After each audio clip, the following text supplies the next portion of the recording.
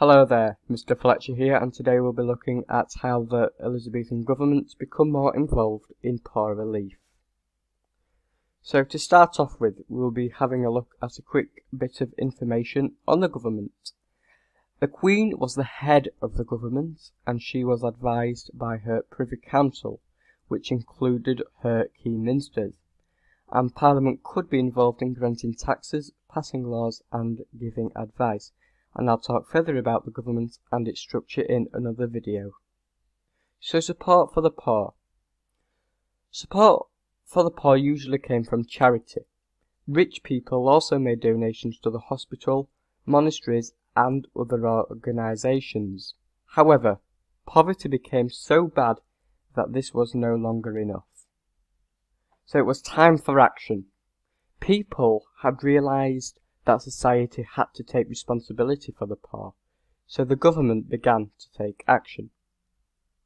So in 1563, the government passed a law which introduced a local tax. This was to raise money for the poor, and it was also known as the poor rate.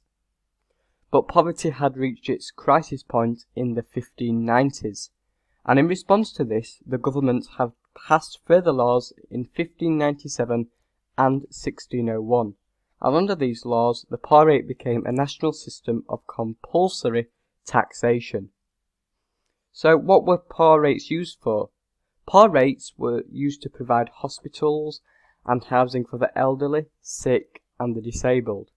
Poor children were given apprenticeships, and the local authorities had to provide financial support or work for the deserving poor, and poor people could be imprisoned if they refused work.